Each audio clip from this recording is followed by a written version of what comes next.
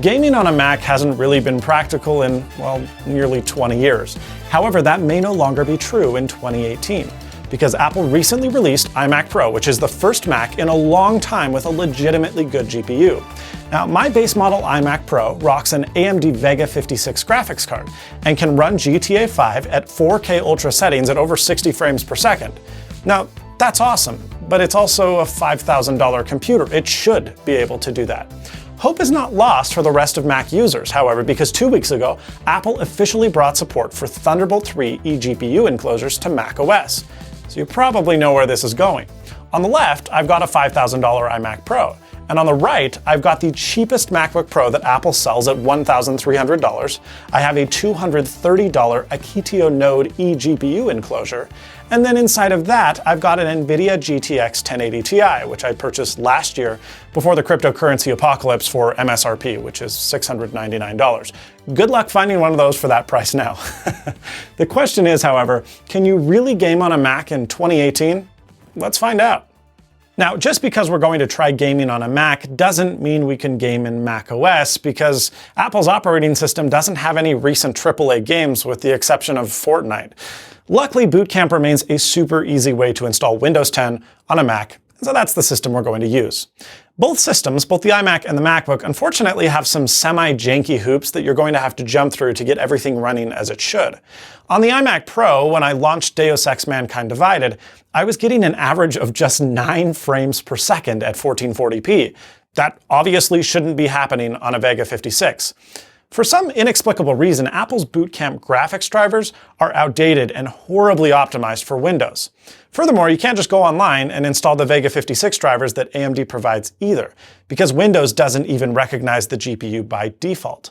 Luckily, bootcampdrivers.com is an incredible resource that provides modified versions of the latest official AMD drivers for boot-camped Macs. And boy, do they work. After a quick and easy installation, my iMac Pro was running Mankind Divided at an average of 57 frames per second at 1440p. Much better. I mentioned that a couple of weeks ago, Apple added official eGPU support in macOS 10.13.4, and that's true. However, only AMD Polaris and Vega cards are officially supported.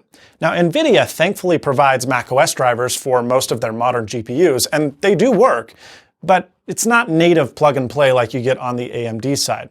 Sadly, neither AMD nor NVIDIA eGPUs are supported by Boot Camp, at least not officially. My base model 2017 MacBook Pro would boot into Windows with an eGPU just fine, but only the external monitor worked and the MacBook's internal display completely wigged out.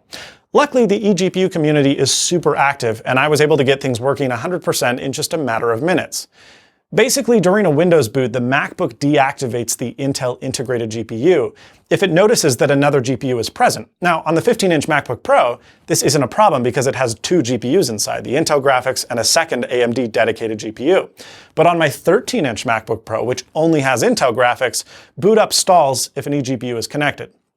So what I had to do was create a USB drive that basically tricks the Mac's EFI bootloader firmware into thinking that it's booting into macOS when it's actually booting into Windows.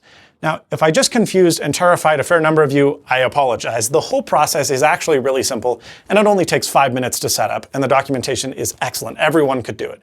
So it's super easy to get eGPUs working in Windows through Boot Camp, and compatibility will vary slightly by model, but it's not too much of a trouble. Basically, every MacBook and iMac since 2011 are supported. However, it should be obvious that newer Thunderbolt 3 Macs will far outperform and have far greater compatibility than older Thunderbolt 2 Macs.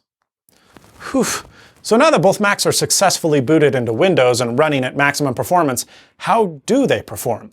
Honestly, in most games, they stack up pretty close. In Deus Ex Mankind Divided, the iMac Pro slightly outperforms MacBook Pro with a 4 FPS average difference at 1440p.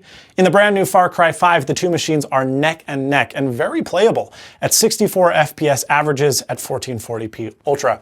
Of course, less intensive games like Fortnite and PUBG and Rocket League all run remarkably well, even at 4K.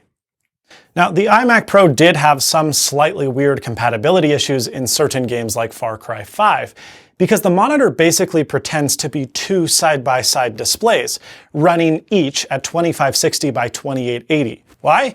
Well, because the iMac Pro screen annoyingly still uses a custom timing controller that was implemented clear back in the 2014 5K iMac before DisplayPort 1.3 was a thing.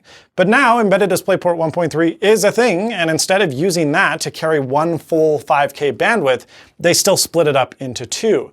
However, this issue admittedly was really only a problem in menus and not during actual gameplay. I also didn't notice any screen tearing either, so it's not that big of a deal, but it is something worth noting.